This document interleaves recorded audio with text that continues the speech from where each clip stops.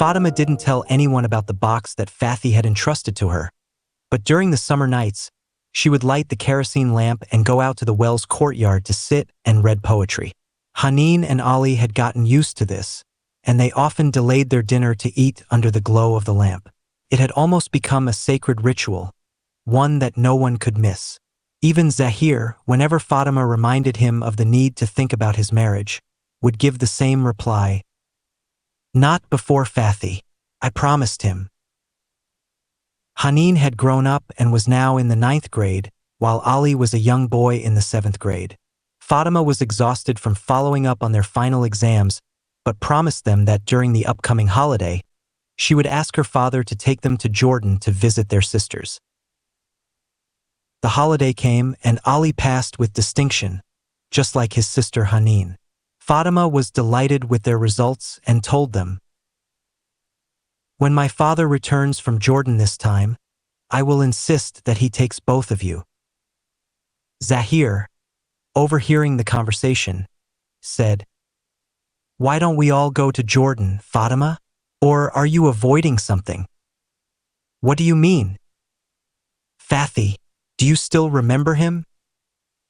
"Do you want to know the truth, Zahir?" "Yes, I really do." Fatima walked slowly toward Zahir and said, "All right. It has been 6 years since he left, and I think I succeeded in giving him a reason to forget me, maybe even to hate me. It no longer matters to me that you know I wish for just one moment when I don't think about him. Just a moment, even in my sleep. He's with me everywhere. When I clean the house, I remember how he cleaned it with us the first time. This door, this floor that we tiled together, the well, even the kitchen where he sat with us and ate his meal at the same table, the orchard, the trees he planted, the flowers he tended with us. When I remember my mother, I remember her satisfaction with him, her love for him. Everything, Zahir, even you. I can't see you without seeing him with you. I don't know where to run from him, Zahir. I just don't know." Ah, Fatima. If only I could find a girl who loved me half as much. He left. He left me here and didn't ask about me for 6 whole years. He doesn't know what his absence did to me. When he was here, I felt warmth, love, and tenderness. I felt like I could face the world with him. But when he left, it was like I was exiled into the cold, and my coat was taken away. I felt exposed. I felt cold and alone. The whole world couldn't fill the void he left. The beauty of the sunrise lost its meaning. The songs lost their melodies. Happiness lost its essence. Happiness and sadness became one in my eyes. Laughter and crying appeared on my face at the same moment. Whenever something pleased me, I remembered him and cried. So I don't know anymore. Am I feeling happiness or sorrow? Oh, Fatima, if you had continued your studies, I'm sure you would have become a poet, even though Fathy wasn't a poet himself. But he is a poet. I know more about him than you do. I even know his favorite song, his favorite color, and his favorite poet. Oh, Zahir, leave me and Fathy now. Wake up to your own life. Fathy has forgotten you. Maybe he has children now, and here you are, still waiting. I'm just like you, crazy about Fathy. I'm in no hurry. But in his last words to me by the car, he said, "I promise you I'll come back." Then wait. Fatima didn't know if she believed what she was telling her brother or not, but she was content with his waiting. Maybe there was still hope. As usual, the sun lifted its head from the black pillow of night and peeked out with its radiant face to greet Fatima. It found her having already prayed and now sitting in quiet admiration of the morning's gentle awakening and magical light. Fatima finished her household chores and decided to prepare a special breakfast for the family. The summer holiday gave her the time for that. Indeed, she began making pastries and pies, and soon the delicious smell of food spread throughout the house. Despite her focus on cooking, the sounds at the door of the house kept drawing her attention. She kept dismissing them until suddenly she turned toward the kitchen door and found a 5-year-old boy staring at her without fear. She looked at him, startled, not knowing where he had come from or how he had entered the house. Without realizing it, she called out to her brother at the top of her voice. Zahir! Zahir! Then she turned to the boy and said, Who are you? The child ran out of the kitchen, and the sounds that reached Fatima's ears grew louder. Fatima moved closer to the balcony to see what was happening. She saw her father bringing in the luggage, and children were clinging to their mothers, who were busy helping their father. Then she realized that her two sisters had finally arrived for a visit and the house was now filled with their children. She ran toward them, hugging and kissing them with tears of joy. Everyone in the house was awakened by the noise, but Zahir woke up to the smell of something burning. He rushed toward the kitchen, thinking Fatima was in trouble. Once he was reassured that the fire had been put out in the last of Fatima's baked goods. He recognized the familiar sounds of his sisters exchanging words of affection. He hurried toward them with tenderness and love, hardly believing his eyes. 6 years of separation had brought many surprises to the family. Ali had grown up, Haneen had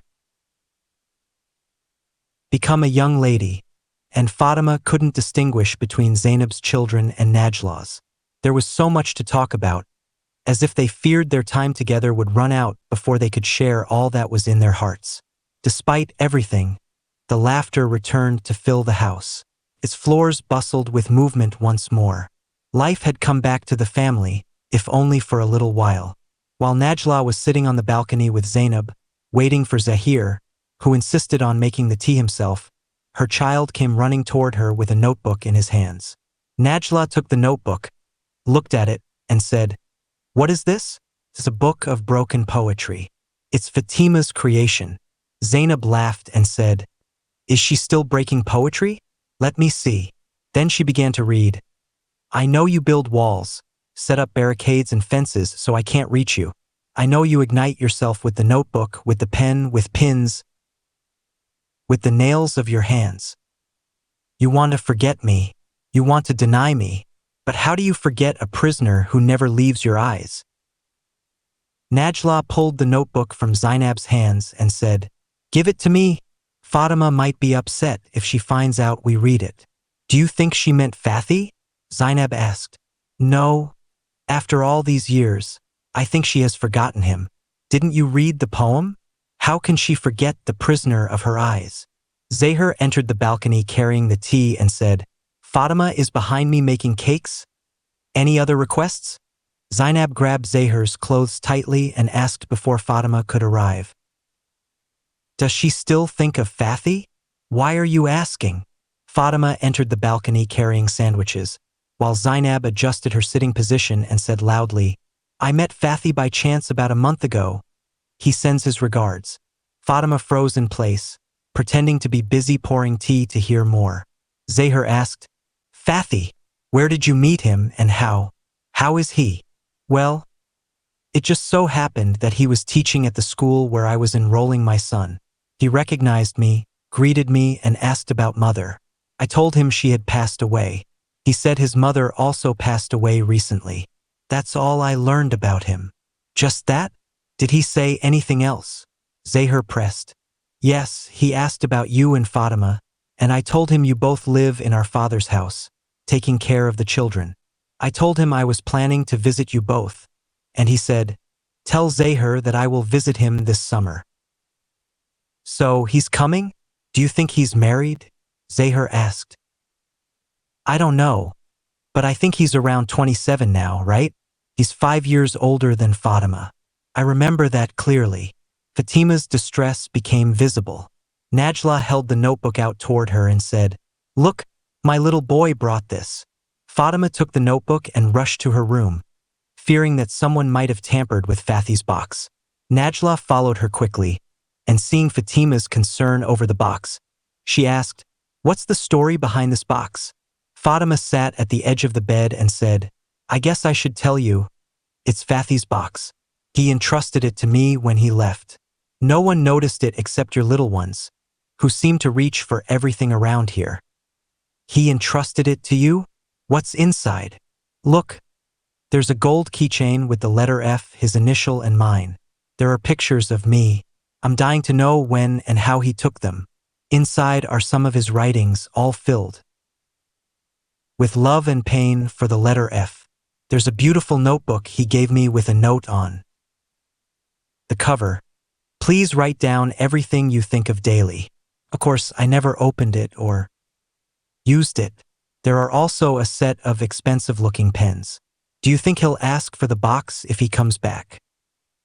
Najla hesitated, then said, let's wait and see. If he's married, he might forget about the box entirely. But if he's not, the box might be his way of reconnecting with you. Days passed after that conversation, and the family tried to enjoy their time together as much as possible. While everyone was sitting at the dinner table, Zahir said, I ran into someone special today, someone I haven't seen in years. Zainab shouted, Fathi! Yes. Fatima's hand trembled as she placed the dishes on the table. She turned toward the kitchen cupboard, pretending to search for something. Zahir exchanged glances with his sisters and said, he said he'll visit us this afternoon, and I asked him to bring his wife along so we could meet her, but he refused and said he might bring his son instead. Zainab laughed, seeing how much this news affected Fatima. He has a son? What's his name? His name is Riyad. He's a beautiful boy. Fatima couldn't bear to hear any more. She left the kitchen and locked herself in her room, sitting on her bed, her breath coming in shallow gasps. Then, tears silently streamed down her face as she thought, why does his name still make my heart race? Why is talking about him the sweetest sound to my ears? She had spent the last few years convincing herself that he was married. So why cry now? Why want him after all these years? Fatima stood up and looked at herself in the mirror. She was 23 years old, still in the bloom of her youth, made even more beautiful by the passing years. She wiped away her tears and resolved not to let anyone see what was inside her. She changed her dress and went back to her siblings, pretending that she had only gone to change after spilling food on her previous dress. Fatima's thoughts about Fathi took a new turn. She no longer saw him as anything more than an old friend, a married man who would visit and then leave. It was as if someone had poured cold water on the fire that had been burning in her for years, and she felt calm. She sat with them, gathering all her thoughts and emotions to prepare herself for Fathi's visit. Zahir rushed to open the door, seeing Fathi approaching just as he was about to ring the bell. The two embraced for a long time, welcoming each other and exchanging questions about how life had treated them. Zahir's father watched silently from the side. The sisters hurried to the door to welcome their dear guest, but Fatima remained on the balcony, silently watching the one who had returned from a time of love and longing, a time of suffering and patience, of sun and rain. She saw him steal glances at her whenever he got the chance.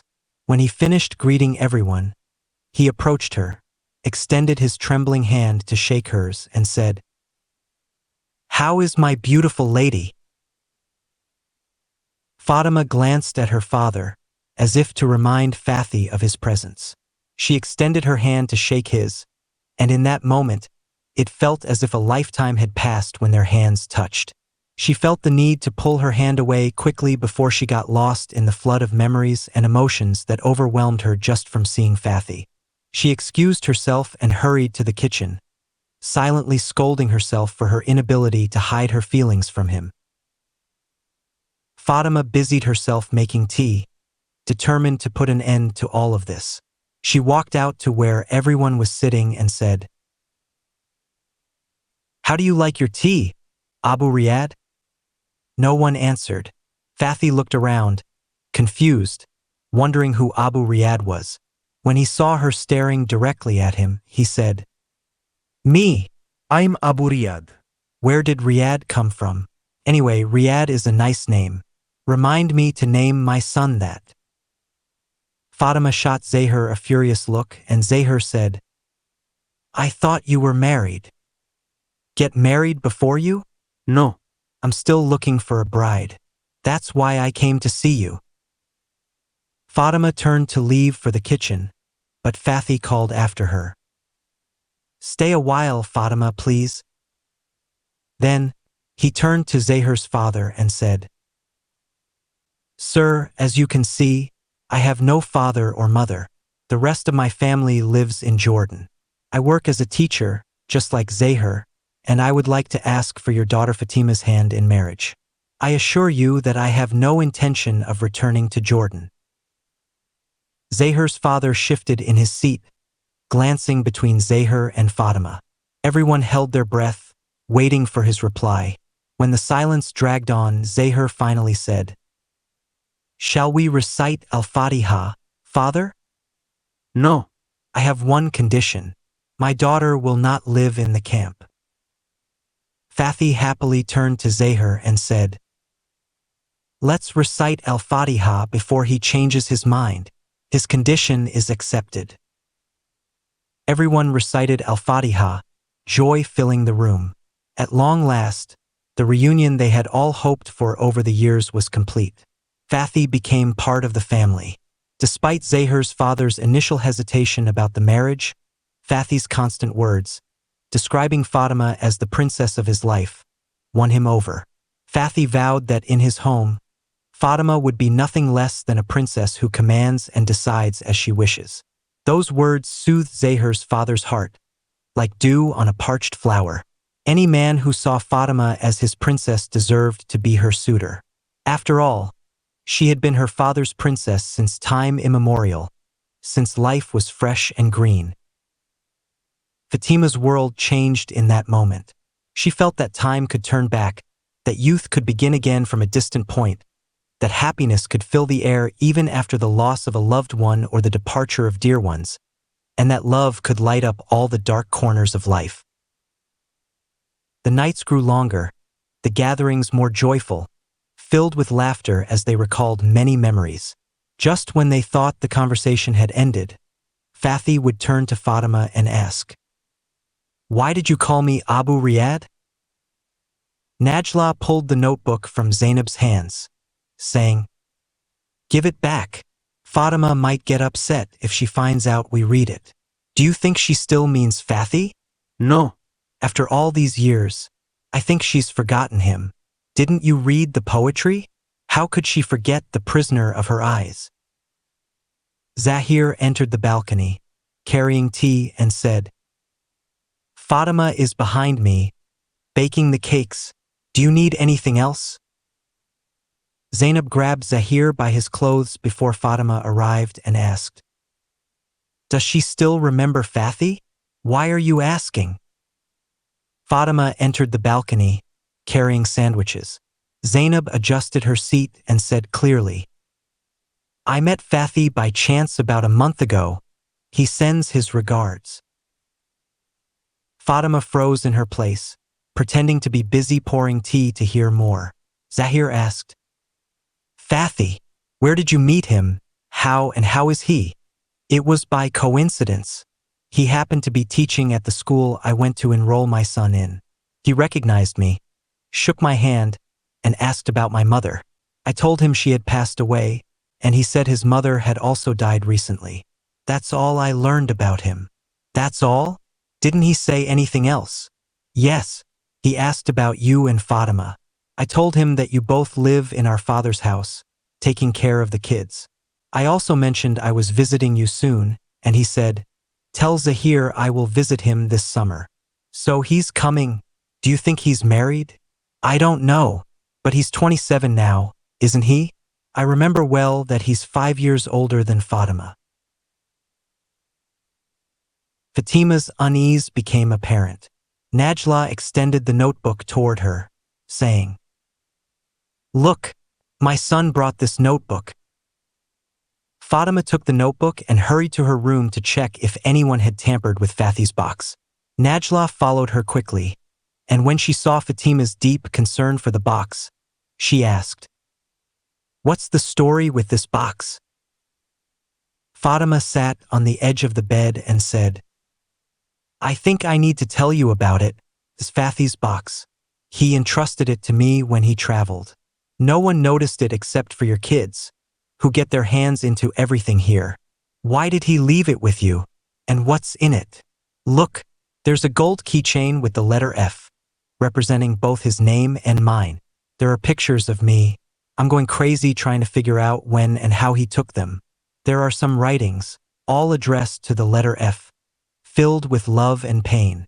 There's a beautiful notebook where he wrote on the cover, "I hope you write down all your thoughts in this daily." Of course, I never opened it or used it. There's also a set of pens that I believe are valuable. Do you think he'll ask for the box if he comes back? Najla was silent for a while, then said, "Let's wait and see.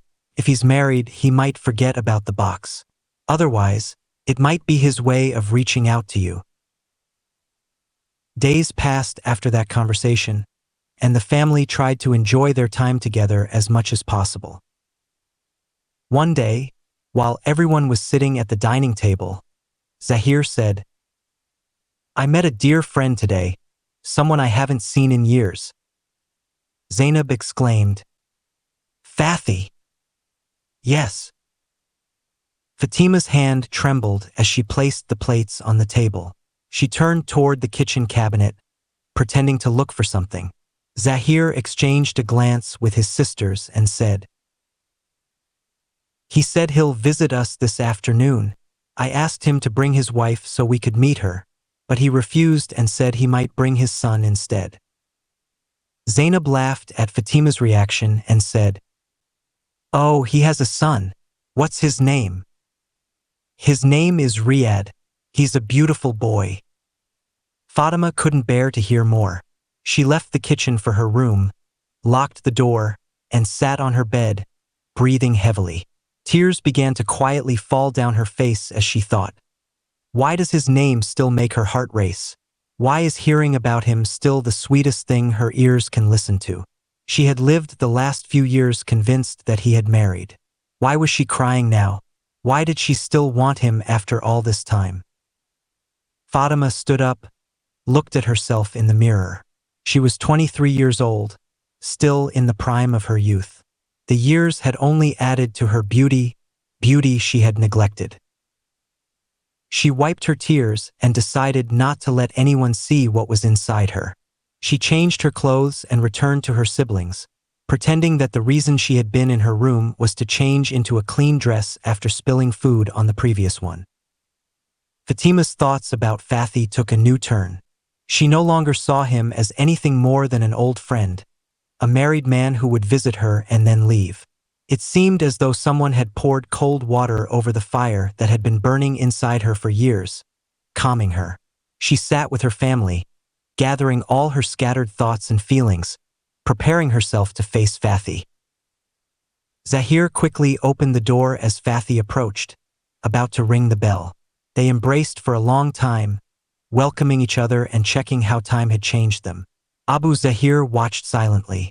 The girls rushed to the door to welcome the beloved guest, except for Fatima, who stood silently on the balcony, watching the man who had returned from the days of love and longing, from the days of pain and patience, of sun and rain. She noticed him stealing glances at her whenever he had the chance. Finally, when he finished greeting everyone, he approached her, extended his trembling hand to shake hers, and said, "How is my beautiful lady?" Fatima glanced toward her father, as if to draw Fathi's attention to his presence, and then extended her hand to shake his.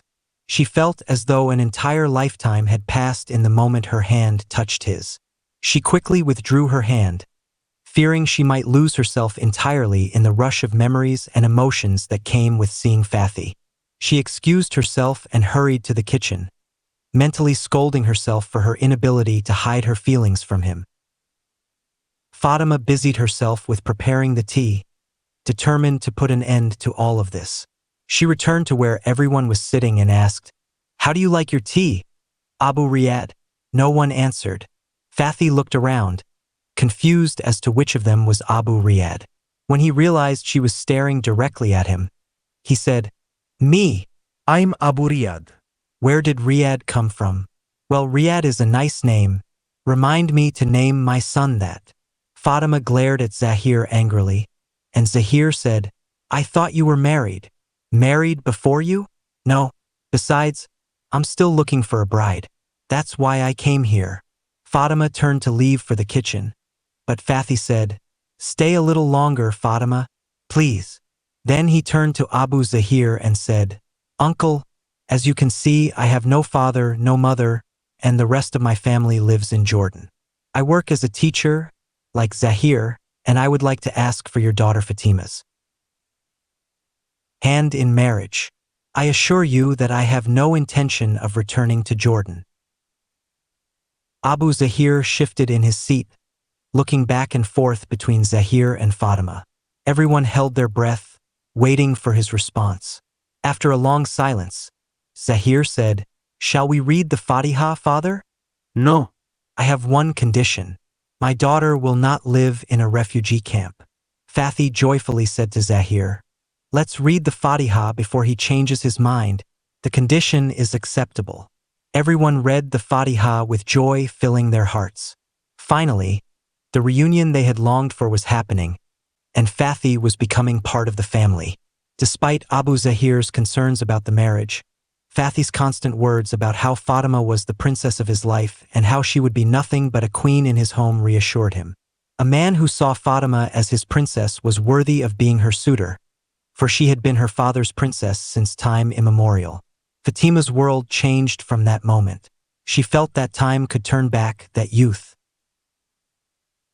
could begin from a distant point, that happiness could fill the air despite losing loved ones or the departure of dear ones, and that love could light up every dark corner of life. The nights grew longer, and the gatherings became more joyful, filled with laughter as they reminisced about many shared memories. Just when everyone thought the conversation was over and silence would take over, Fathi asked Fatima, "Why did you call me Abu Riyad?" Fatima began blaming Zahir again, feeling the urge to lash out at him. But once more, laughter returned to the faces that time had tried to etch with sorrow. Fatima believed that the beautiful days had come back, and she no longer thought about separation or deprivation. She thought the forbidden love had become permissible, as her heart now had space for all people and all homelands. There was no longer a need to fear it. Life had embraced her, just as it embraces everyone else, and time no longer seemed to single her out for misery. The sisters made a pact as they bid farewell to one another. The wedding would not take place until the following summer, and they would do the impossible to attend, no matter the cost. Najla whispered to Fatima as she climbed into the car, "Don't buy too many clothes. Zainab and I will bring your trousseau with us from Jordan." Zainab, too, whispered in her other ear, saying, "Enjoy this time as much as you can, for it never returns." Amid laughter and tears, the sisters parted once again, but this time with hope of reuniting. Meanwhile, Fathi's biggest concern was finding a suitable apartment. Fatima preferred to stay close to her family, even if from a distance, to take care of them. Fathi, on the other hand, was searching for an apartment that fit the modest salary of a teacher but also provided a dignified life for his princess, Fatima. Abu Zahir was watching everything unfold. Deep down, he knew that Fathi would not be able to meet that condition. As for Zahir, he spent most of his time with his friend, searching for that impossible apartment. Despite all the effort, and despite the frustration that often overwhelmed Fathi, making him question his decision, how did I take this step? One look from Fatima would relieve him of all his burdens, filling him with energy and vitality once more. He often wished, as they walked together, that he could tell her what had happened to him in Jordan, how he had longed for her in her absence, how thoughts of her consumed him. Her eyes lived in his, her gestures remained ever present in his mind, and every glance she gave him still seemed to light up his soul. He wished he could hold her hand tightly, keep it in his grasp longer, hoping she would feel the fiery love burning inside him, begging to be voiced. Yet her smile, as she looked into his eyes, reassured him that she already knew everything stirring in his heart.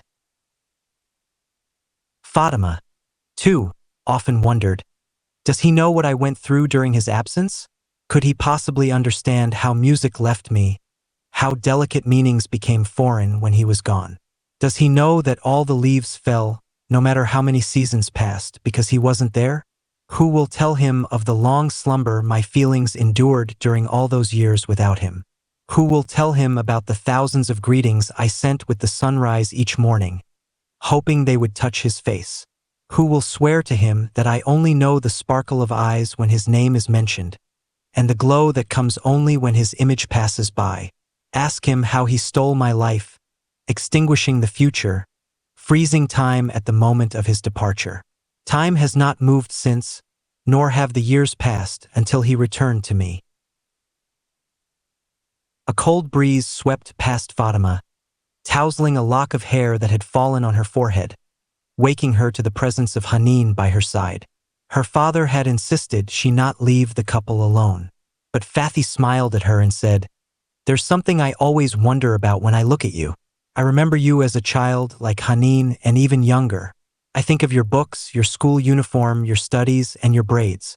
Then I look at you now, the most beautiful of women, the finest of princesses. You are a miracle. Among all these images of you, I cannot recall how you grew before my eyes or how you shed your childhood to run gracefully into youth. When, my beautiful butterfly, did you emerge from your cocoon? And how did you manage to toy with my heart, which I now realize was created solely to love you among all the women of the earth? I wonder, when did you become my princess? When did I surrender all my defenses to you and declare my loyalty?" Fatima's laughter at his words made Fathi even happier just to be by her side, even with a chaperone. He knew, every time she smiled at him, that he could never let her slip away again. Despite the high rent prices, Fathi kept searching for a modest apartment near his father's house, which had been surrounded by new buildings over the past few years.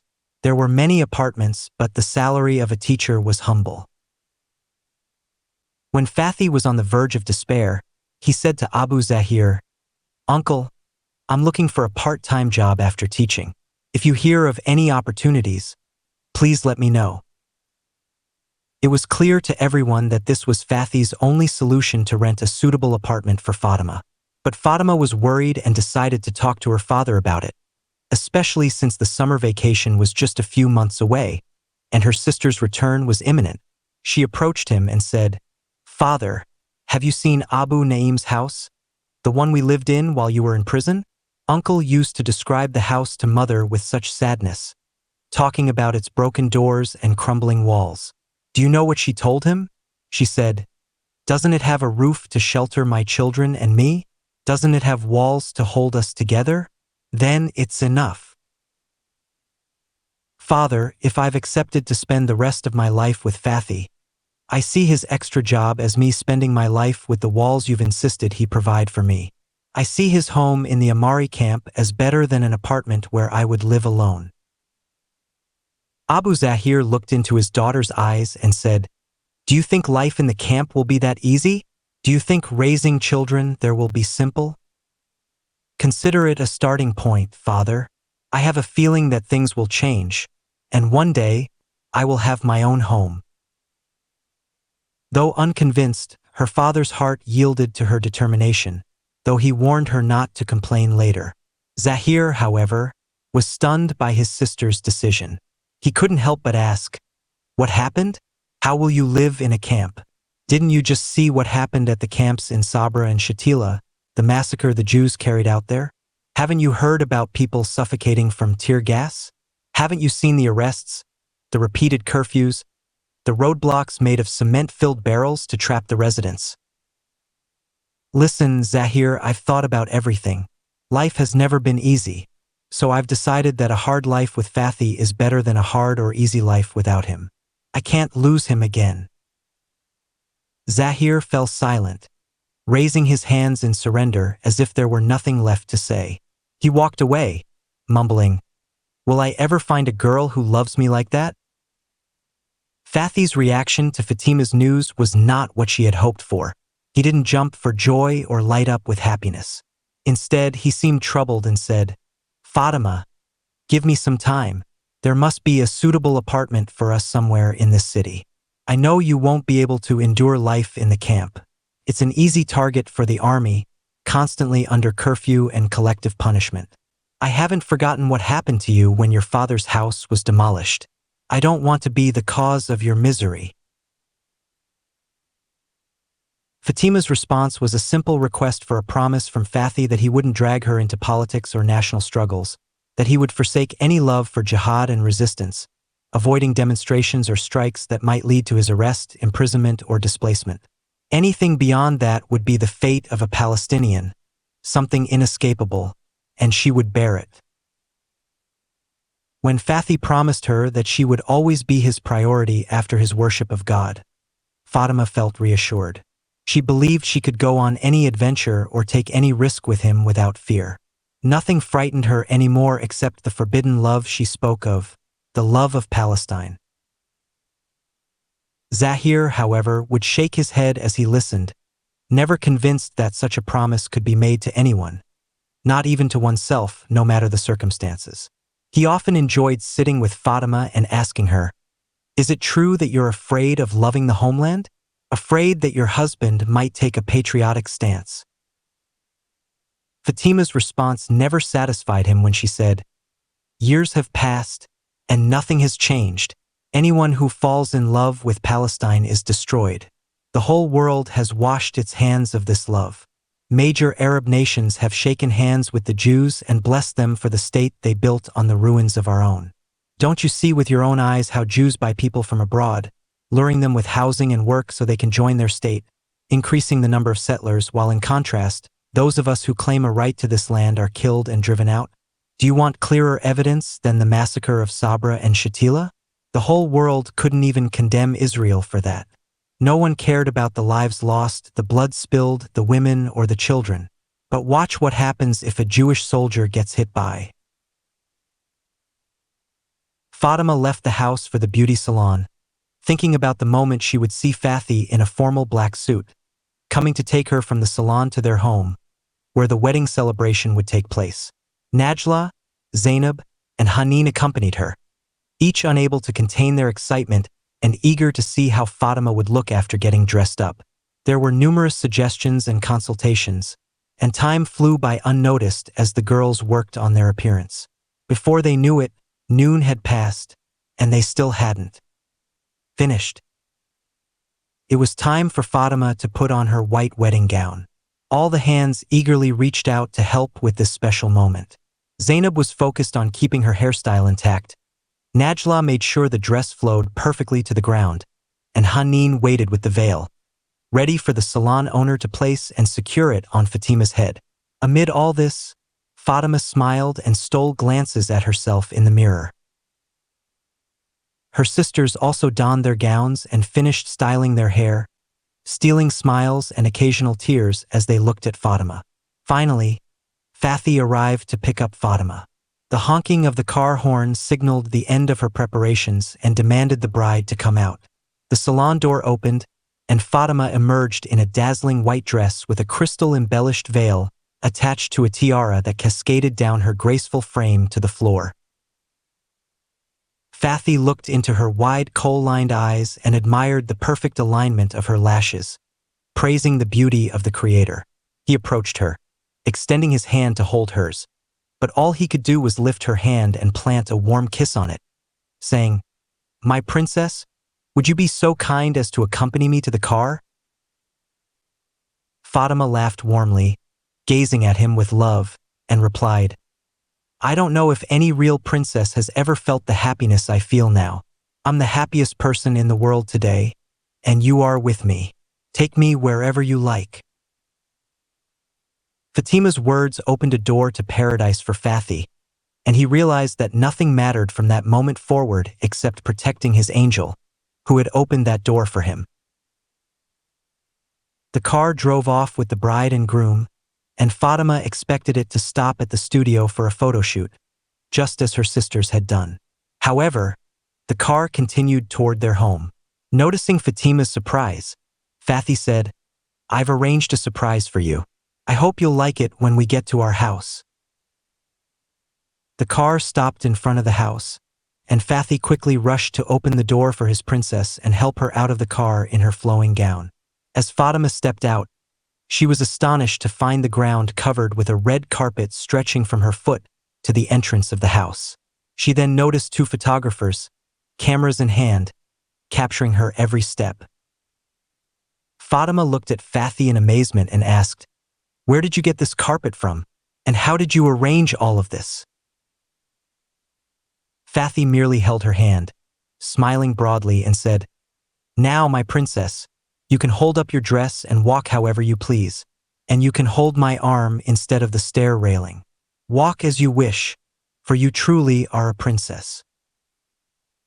Fatima gazed at the relatives and guests emerging from the house, lining the sides of the carpet, holding colorful flowers. As she scanned the crowd, her eyes rested on her father, standing at the entrance, his eyes filled with tears he couldn't hide.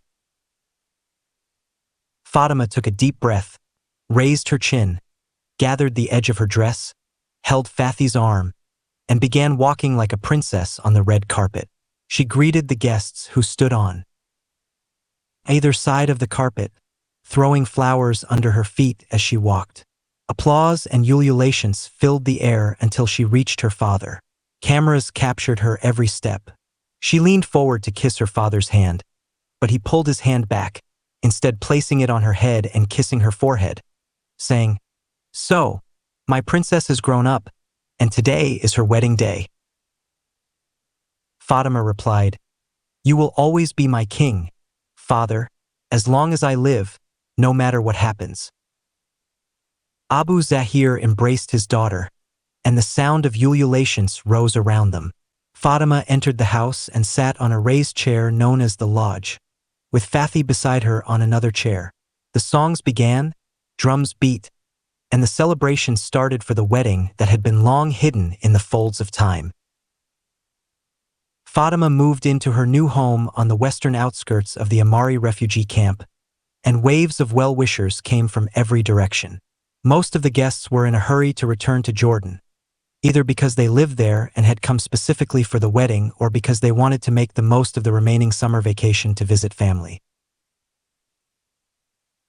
Najla and Zainab tried to persuade Zahir to get engaged to one of the girls they had suggested before they returned to Jordan.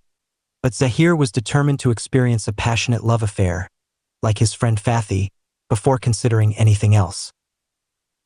Amid laughter and jokes, the days passed happily for the family. It seemed as though time had settled down, and no one expected its bitterness to return. The sisters vowed to visit every summer, swearing that nothing but death would keep them apart. Fatima assured them she would never abandon her family, never leave Haneen and Ali. She and Fathy promised to divide their time between both homes. And so, Najla and Zainab, along with their children, returned to Jordan. As the summer vacation drew to a close, only a few days remained for Fatima to ensure her siblings were fully prepared for school, with their uniforms, shoes, bags, and other necessities. Consequently, her frequent presence at her father's house was a source of comfort for Abu Zahir and Zahir. As time passed, Fatima made new friends, but she was often surprised that the first question asked by both new and old friends was always the same: "Why did you come to live in the camp?" Most camp residents seize any opportunity to leave. Fatima often listened to her new neighbors recount strange stories about army raids on the camp, soldiers calling over loudspeakers in the middle of the night, demanding that all males aged 15 to 40 gather in the schoolyards or along the main roads. The men were made to sit on the ground after their IDs were taken, left there until morning, indifferent to the cold or rain. Here is the translation of the provided text from the novel. Hands will not grow up to live in the refugee camp. These hands will become strong, carry a gun, and reclaim Lida. Those words stirred in Fatima memories of being expelled from her home and the stomach pains she still suffered from. She would shake herself out of it, take her baby from her father, and say, This little one will be raised in my arms, and it doesn't matter whether my arms are in a camp or a palace. He will grow up knowing that I am his homeland. As for Lydda, that is a city we have nothing to do with. His grandfather left it to live, so he will not return there only to die. I want to nurse him with this forbidden love. Father, I want him to never think of that love. Although this matter was difficult for Abu Zahir, his wisdom and old age made him see that refraining from commenting on what his daughter said was better than arguing with her. He believed that time and years would prove her wrong. But Fathi, who knew how serious Fatima was about her words, would often raise his hands to the sky, asking God never to let him clash with his beloved wife on this matter. Fathi was deeply concerned about Fatima's happiness. He had bought a small, beautiful notebook and placed it on the bedside table next to her head, where she slept. Whenever he had to leave for school in the morning without waking her, he would write a few words in that notebook, greeting her with a good morning and asking for her permission to leave quietly without disturbing her, promising to return by lunchtime. Fatima cherished those beautiful phrases, guarding them in that notebook as a precious treasure she didn't want anyone to see. No one but the Israeli army noticed the emergence of small leaderships here and there, in schools, universities, towns, villages, and camps. National organizations began to act, such as forcibly closing shops when a martyr fell or distributing bread to some camps under long curfews despite the army's siege of those camps.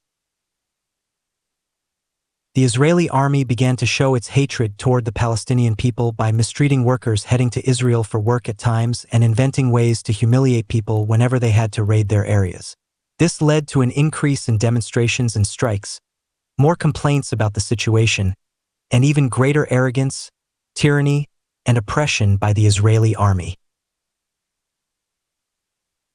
No one knows exactly how the First Intifada began, but the story circulating was about a taxi filled with workers heading to Israel when an Israeli military vehicle passed by, harassing and ramming their car until it pushed them to the edge of a mountain, causing them to fall into the abyss. All of them died, and the military vehicle simply continued its path. That incident was like the straw that broke the camel's back. It didn't end there for the Arabs. There were funerals, grieving homes, orphan children, and the cries of the oppressed echoing in the demonstrations that erupted in Gaza after the martyrs were buried.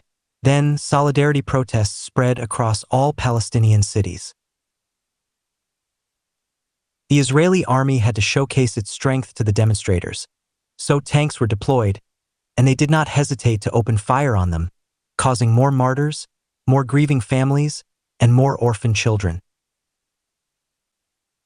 Demonstrations and strikes increased, and a new generation of Palestinian youth emerged, as if they were branches of a single tree, rooted and spreading out in loyalty to a promise.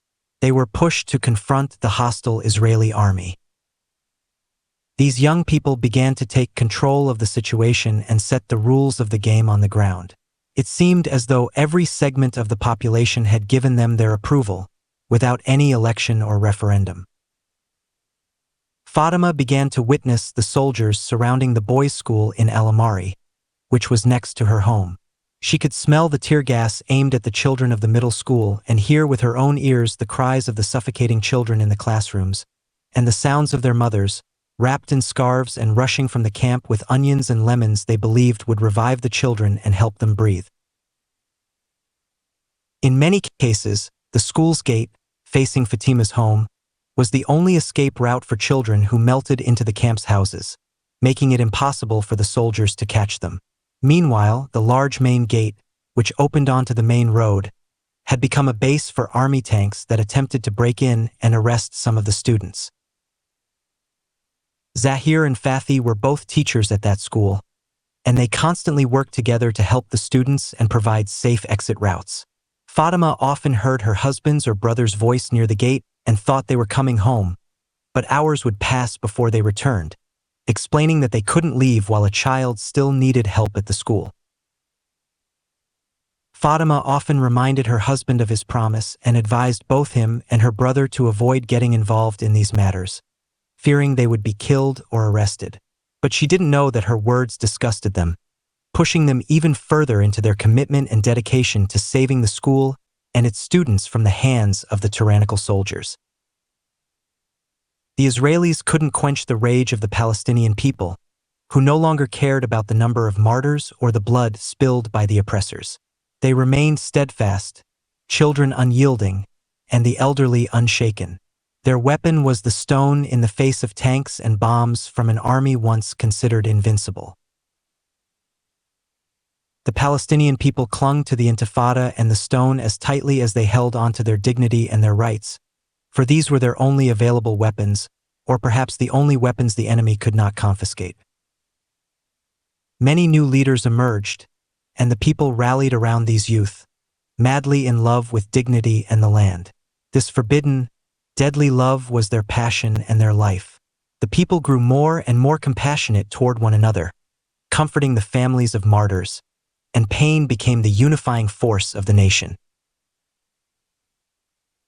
The Israeli army deliberately passed through vendors, overturning vegetable carts onto the ground, and firing bullets at crowds in the markets to instill fear and panic, allowing them to pass through and search for their prey among the young men, arresting them for any reason or none at all.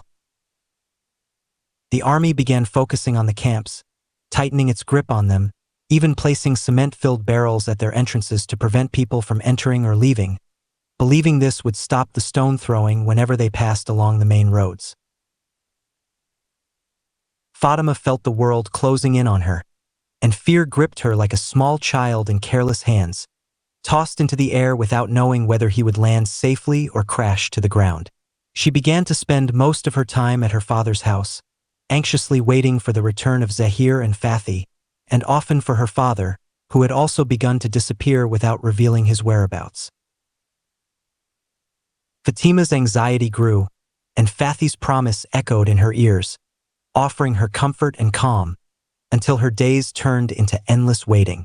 It was rare for her brother or husband to be able to return home. The situation grew more complicated. The youth of the Intifada had found a way to distribute pamphlets among the people, keeping them informed of the truth. This gave the army an additional mission, to hunt down the source of the leaflets. The Palestinian flag was raised, and the enemy failed to discover where the fabric came from or how it was made.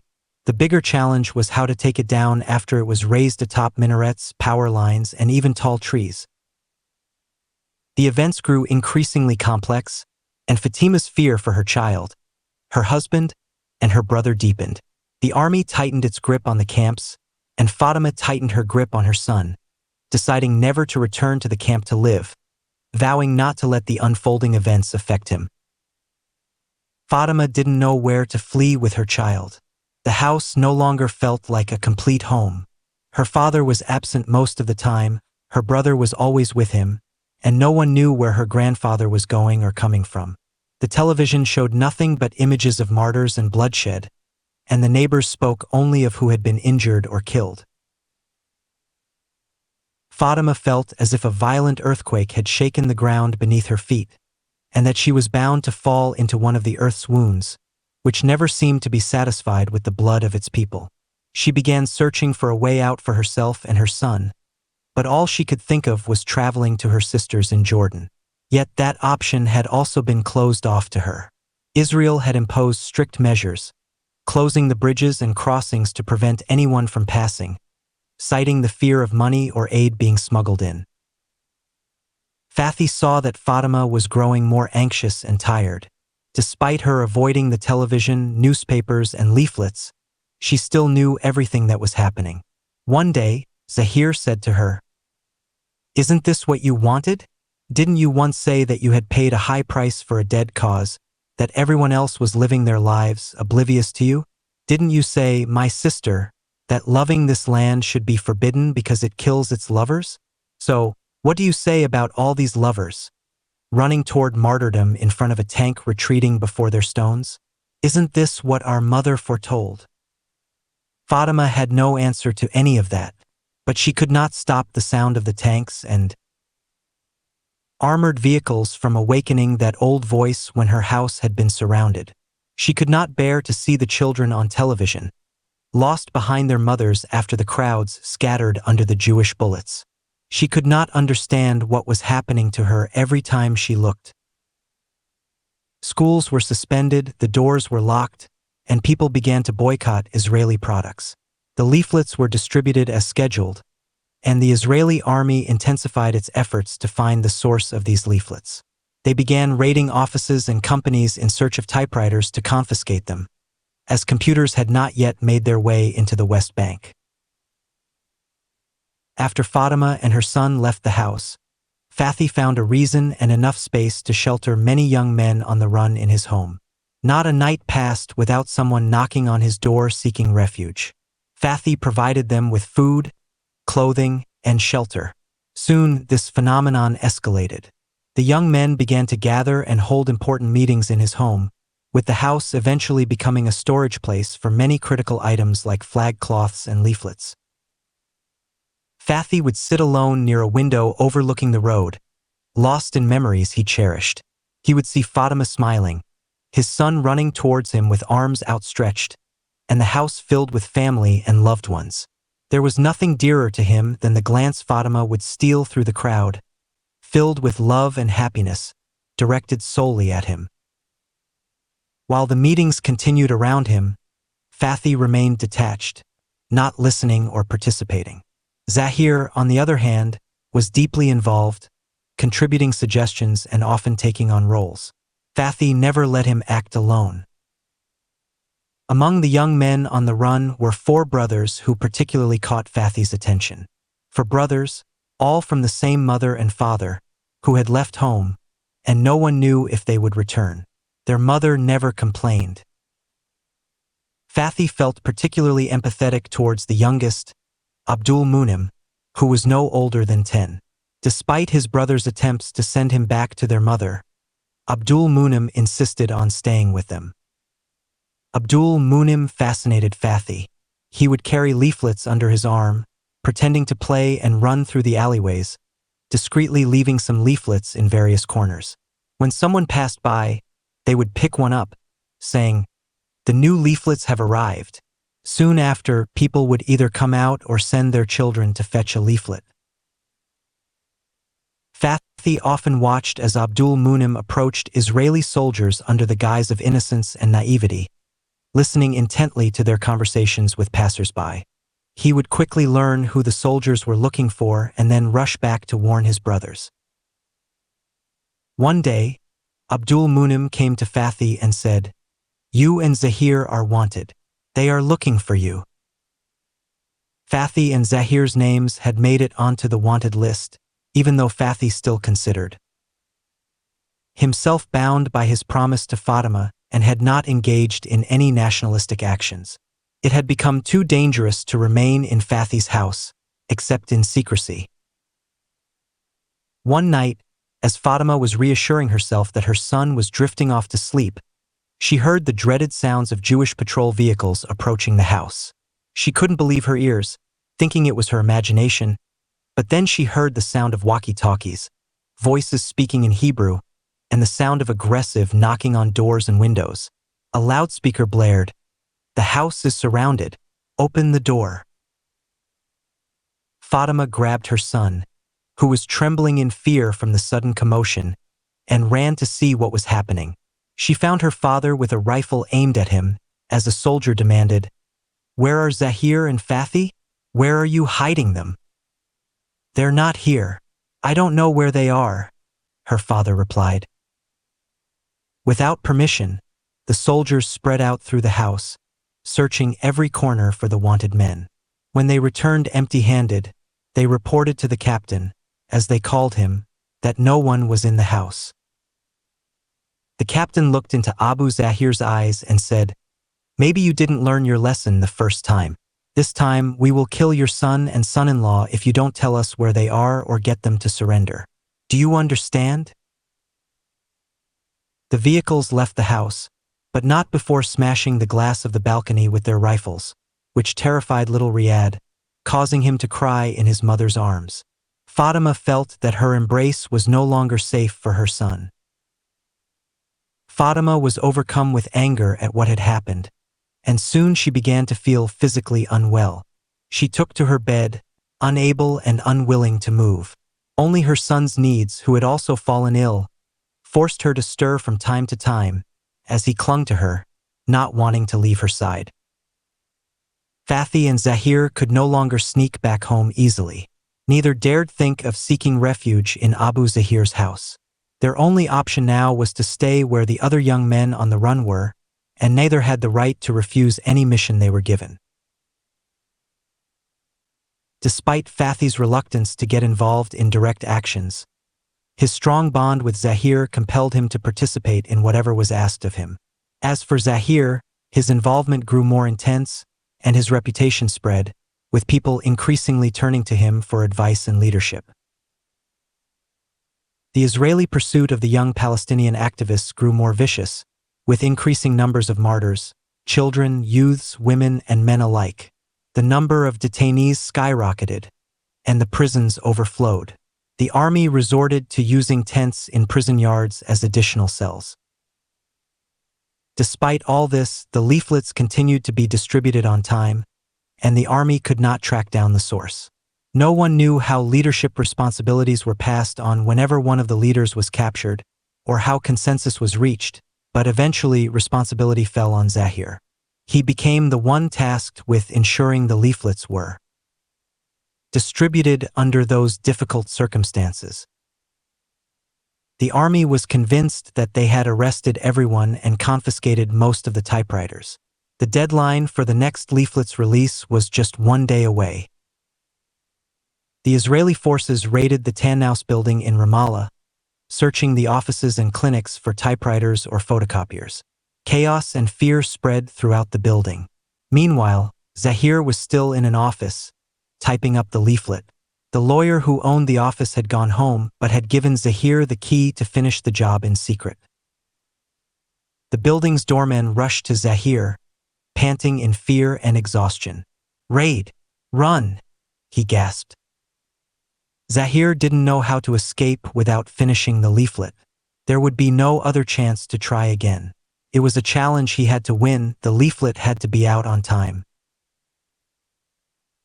He quickly folded the papers and, seeing no other option, picked up the typewriter in his arms and ran, desperately seeking a way out without facing the soldiers.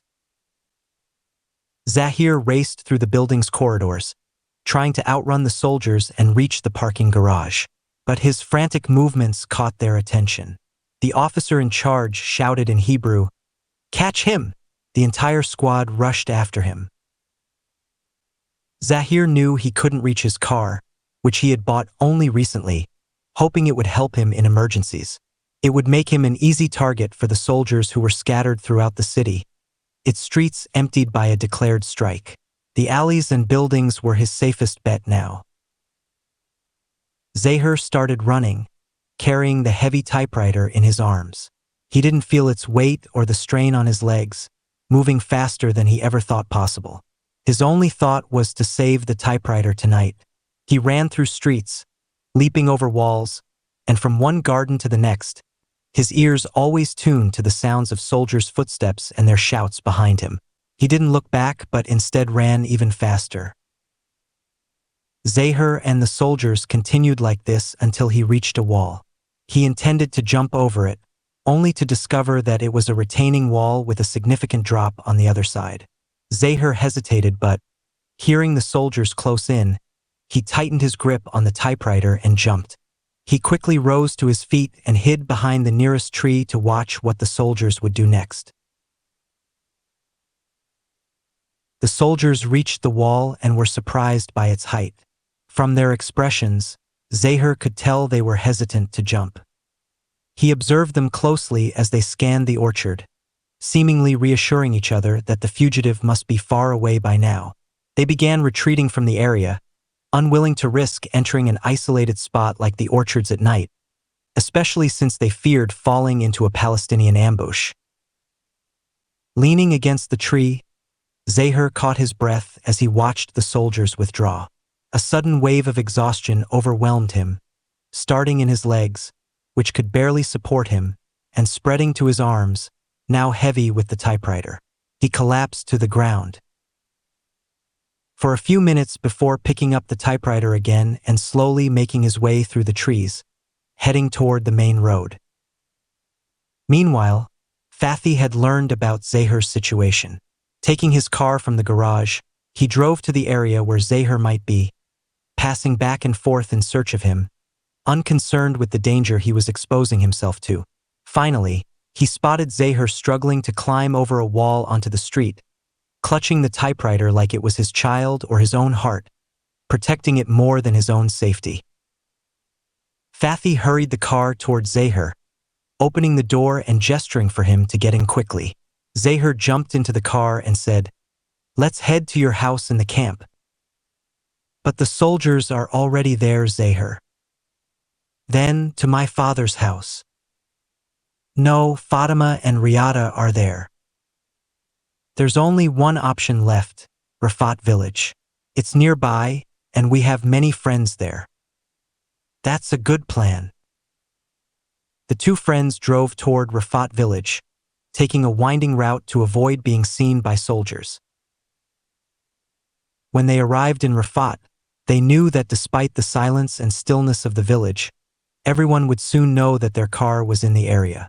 Before Fathy could even honk the horn, Sultan appeared, tapping on the car window. "Welcome," he said. Zahir, full of confidence, replied, "Get in quickly and Fathy, take us to the village cemetery." They drove into the depths of the cemetery until they were out of sight from the main road. Zahir got out of the car with the typewriter and said, "Listen carefully. The newsletter must be published tomorrow morning. The Israeli army has thrown down the gauntlet and confiscated most of the typewriters, making this one a rare item. You must protect it as you would your own lives. Sultan, I also need you to leave and return only when you have found a copier to reproduce the newsletters." "That's easy, Zahir, but there's a problem. The Israeli army is patrolling the area every now and then, searching houses. Where can I hide the copier, and where will we make the copies?" "We'll do it here in the cemetery.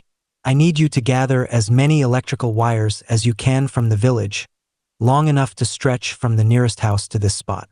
It should be a house close to us, so we don't have to run the wire across the street." "I understand. I'll get what you need, God willing." "And Fathy, I need you to turn on the car lights so I can finish typing the newsletter. Stay alert, and if you hear any suspicious noise, turn the lights off immediately." Sultan was about to leave when he turned back and said, "Listen, Zahir, there's something you should know. I may not return tonight, but I'll make sure you get what you need, God willing. In our village, we use certain signals to communicate. If you hear tapping on the electric poles, it means an army vehicle is approaching. If you hear the young men whistling, it means there's an emergency meeting in the village. May God protect you." Sultan left the cemetery, leaving Fathy and Zahir alone, both occasionally shivering as any sound or movement heightened their awareness.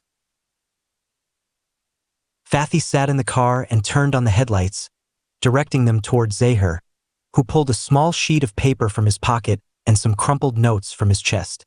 He smoothed the notes with his hands, selected one, placed it in the typewriter, and began typing the newsletter silently and cautiously. Fathy watched Zahir closely, reflecting on how their lives had changed over the years. His thoughts wandered back to the day he first met Zahir, remembering the house that was demolished, how Zahir had left it helplessly, and wondering, how did we get here? How did Zahir become so strong and brave? And when? A deep sadness crossed Fathy's face, a longing for the days they once thought were the hardest of their lives. He missed the princess he had once laid out the red carpet for, promising to make up for all the hardships she'd endured. As Fathy was lost in his thoughts, he noticed Zahir struggling with the cold, his hands trembling as he tried to warm them by rubbing them together and blowing into them. Fathy quickly got out of the car, took off the light jacket he was wearing, and handed it to Zahir.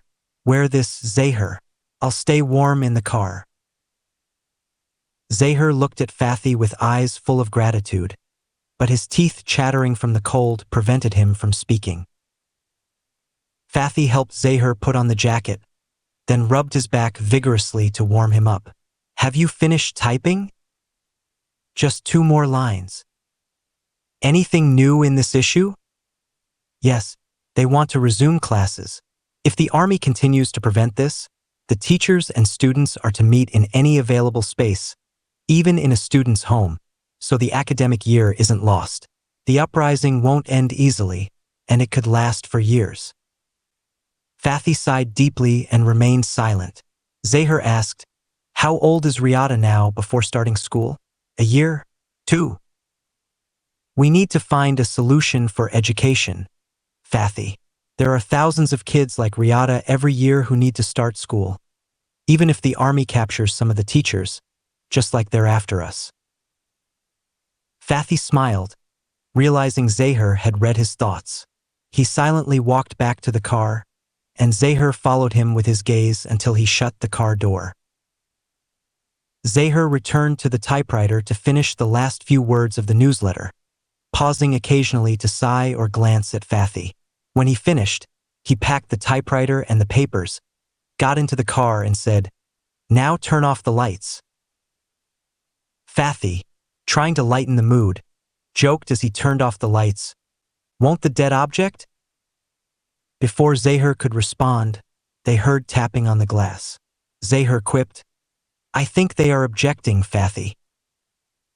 The tapping continued on the back window, then moved to the door window. Fathi looked over to see Sultan whispering, "It's me, Sultan. Let me in without turning on the lights." Both men sensed that something serious had prompted Sultan's behavior. Zahir unlocked the door, and as soon as Sultan got in, he said, "The army is all over the village." "But we didn't hear any tapping on the poles." "They came on foot. No one saw any army vehicles arrive." "That's strange. They usually prefer to stay in their armored vehicles, especially at night. What's going on?" "There's only one explanation, my friend. Someone must have leaked your presence here. That's why the soldiers are confidently raiding houses to capture you." "Did you tell anyone we were here?" Zahir began running, carrying his typewriter. He didn't feel its weight or heaviness, nor did he understand where his legs had gotten such speed. All he could think about was saving the typewriter that night. He ran toward the houses and orchards, jumping from one wall to another, and from one garden to the next. His ears were still tracking the sound of the soldiers' footsteps and their shouts behind him. He didn't turn back, instead increasing his speed. Zahir and the soldiers continued this chase until he reached a wall he intended to jump over, only to be surprised that it was a high retaining wall on the other side. He hesitated but, hearing the soldiers approaching, tightened his grip on the typewriter and jumped. He quickly got up and hid behind the first tree he saw, waiting to see what the soldiers would do. When they reached the wall, they too were surprised by its height. From their hesitation, Zahir sensed that they were unsure whether to jump. They then scanned the orchard, reassuring themselves that their target must be far away by now, so they began retreating. The soldiers didn't dare venture too far into isolated areas like the orchards, especially as night began to fall. Palestinian ambushes were their greatest fear. Zahir leaned against the tree, catching his breath as he watched the soldiers retreat. Suddenly, he was overcome by a wave of exhaustion, starting in his legs, which could no longer support him. His arms grew heavy under the weight of the typewriter. He collapsed to the ground for a few minutes, then picked up the typewriter and began walking heavily through the trees, heading for the main road. Meanwhile, Fathi had heard about what happened to Zahir.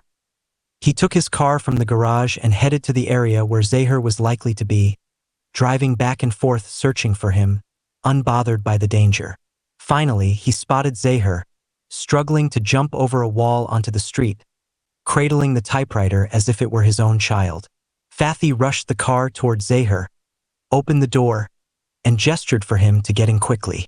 Zahir jumped inside and said, Let's go to your house in the camp. Fathi replied, but the soldiers have already been there. Zahir thought for a moment. Then my father's house. No, Fathi said. Fatima and Riyadh are there. Then, there's only one place left, Rafat village. It's close and we have many friends there. Yes, that works, Fathi agreed. The two friends headed to Rafat, taking a winding path to avoid being seen by soldiers. When they arrived, the whole village seemed to know about their car, despite the silence that engulfed the streets and houses. Before Fathi could honk the horn, Sultan appeared at the car window, saying, "Welcome." Zahir, with confidence in his voice, told him, "Get in the car immediately, and Fathi, drive us to the village cemetery." The car drove deep into the cemetery, away from the main road. Zahir got out with his typewriter and said, "Listen carefully. The pamphlet must be released by tomorrow morning. The occupation army has confiscated most of the typewriters, and this one is now a rare piece. You must guard it with your lives. Sultan, your task is to leave immediately and not return until you've brought a machine to copy the pamphlets." Sultan responded, "That's easy, Zahir, but there's a problem. The Israeli army searches the area every now and then, including the houses. Where can I hide the machine, and where will we print the pamphlet?" Zahir thought for a moment and said, "Gather as many electric wires as you can from the village to create a long extension cord that can reach from the nearest house to here. Ideally, the house should be next to us so we don't have to run the cord across the street. We'll copy the pamphlets here in the cemetery." Sultan nodded. "I understand. I'll get what you asked for, God willing." Zahir turned to Fathi and said, "I need you to turn on the car lights so I can finish typing the pamphlet. Stay alert, and if you hear anything suspicious, turn them off." Sultan was about to leave but then returned, saying, "Zahir, I need to tell you a secret in case I don't come back tonight. We use signals here in the village. If you hear someone tapping on the electricity poles, that means the army is approaching. If you hear the young men whistling, it means there's an emergency meeting in the village." With that, Sultan left, and Zahir and Fathi were left alone, a cold shiver occasionally running through them, keeping them alert to every sound and movement. Fathi sat in the car, shining the headlights on Zahir, who pulled a crumpled piece of paper from his chest and started typing the pamphlet silently and cautiously. Fathi looked at Zahir, his tired face bringing back memories of when they first met years ago. He remembered the demolished house Zahir had come from, powerless and helpless. Fathi couldn't help but wonder, how did this happen? How did we get here? When did Zahir become so strong and courageous?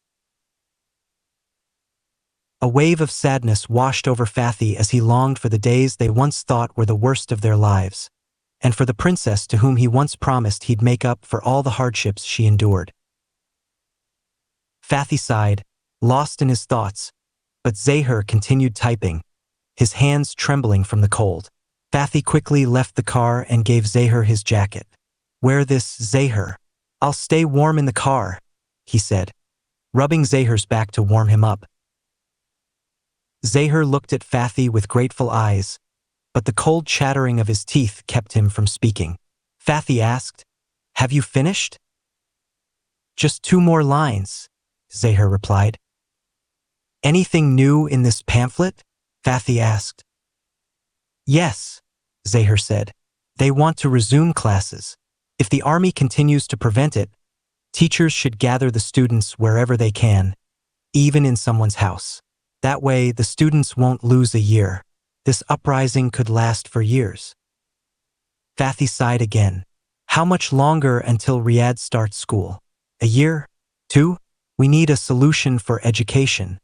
Fathi, there are 1,000 Riyadhs born every year wanting to go to school, even if the army arrests some teachers like us." Fathi smiled at Zahir, who seemed to read his thoughts. He silently returned to the car as Zahir followed him with his eyes. Once Zahir finished typing, he grabbed the typewriter and papers and joined Fathy in the car. "Now turn off the lights," Zahir said. Fathy, trying to joke as he turned off the lights, asked, "Won't the dead protest?" Before Zahir could respond, there was a knock on the car window. Zahir joked, "Looks like they're protesting, Fathy." There was more tapping on the car, this time on the back window. Fathy turned and saw Sultan whispering, "It's me, Sultan. Let me in, but don't turn on the lights." Both Zahir and Fathy sensed something was wrong. They let Sultan in and he said, "The army is all over the village." "But we didn't hear any tapping on the poles," Zahir said. "They're foot soldiers. No one noticed any army vehicles arriving. It's like they appeared out of nowhere." "That's strange. They usually stay in their armored vehicles, especially at night. What's going on?" Zahir asked. Sultan had only one explanation. "Someone leaked your presence here. The soldiers are confidently searching the houses to find you." "Did you tell anyone we were here?" Zahir asked Sultan. "No, but I assured them you had left since you're both being hunted. I requested the supplies very carefully, making it seem like I was the one who needed them," Sultan explained. Fathy suddenly realized, so the pamphlet will be delayed. It won't be out on time. But Zahir, in a chilling voice, declared, "The pamphlet will be out on time, even if it costs us our lives." The three of them fell into a heavy silence, none of them wanting to break it. Time passed slowly as they waited, unsure of what would happen next. Fatima ran towards her brother and found her father asleep on a chair next to Zahir. She turned to her brother tenderly, kissed as much of his face, forehead, and hands as she could, thanking God for his safety, while trying with difficulty to hide her tears. But Ali and Haneen couldn't help but cry joyfully behind her. The scene was on the verge of becoming sorrowful until Riyad's innocent words broke the tension as he shook his grandfather and woke him, saying, "I woke up my uncle. I woke up my grandpa." Fatima picked up her little one and sat him on her lap, kissing him as she said, "You scared your grandfather, little one, and scared your uncle before, but that was the best thing you've done." Abu Zahir stood up and looked silently into his son Zahir's eyes, as if wanting to make sure he had finally opened them. His chin began to tremble, revealing the tears he was trying to hide. His voice, choked with emotion, revealed his struggle as he said, "My dear son, my heart has only broken twice in my life. Once when they tied me above the prison and I watched my house being blown up in front of my eyes, and the second time when I saw the young men carrying you from the car to the bed, unconscious. Both times, I was powerless to do anything." Abu Zahir's tears flowed down his face as he leaned over to kiss his son, who was unable to get up to meet him. Haneen, trying to ease the tension, said, "Thank God you're safe, Zahir. I'll go prepare breakfast for all of us." "Breakfast? Are we in the morning?" "No, it's a meal to break our fast. We've all been fasting for the past 2 days, praying for your recovery." Ali said, "I'll help Haneen." Fatima laughed and said, "Look, Zahir, Haneen, and Ali are reliving our childhood, just like Zahir and Fatima. Do you remember our friendship? Anyway, I'll go help them." "No, Fatima, please stay a little while longer. I want to talk to you." Fatima sat at the edge of the bed, gently holding his hand, and said, "What's the matter, Zahir?" "I want to reassure you about Fathy. He's fine. He escaped when they caught me, and I believe he'll show up here anytime." Fatima looked intently into her father's eyes, and he, in turn, looked back into hers, as if they were exchanging an unspoken agreement. Finally, she said, "Thank God. You should only worry about yourself at this point. God will be with Fathi and the other young men." She left the room and headed to the kitchen without asking the questions Zahir had expected about her husband's condition and whereabouts. He thought she might be upset with him for being away from her for almost 2 years, with only brief visits here and there. But the truth was, Fatima had hurried to tell Ali and Haneen, "Listen to me carefully. Zahir doesn't know anything about Fathi's imprisonment or his capture along with Sultan while they were rescuing him. So, I don't want either of you to say anything about it in front of him." The next day, while Fatima was busy preparing some soup for her brother Zahir, cars began to approach the house. Women from all around came to visit, offering their support, introducing themselves, some from various associations, others representing specific neighborhoods or camps. They had all heard what happened to Zahir and had come to check on him and offer any help they could, and to console the family. The cars would arrive with one group of visitors and leave with another, to the point where Fatima thought it would never end. For 2 days, Fatima continued to receive these visitors, but then she looked at Zahir and said, "How people have changed. When our house was blown up, only the neighbors came to visit us." "Yes, you're right, and only Fathi helped us."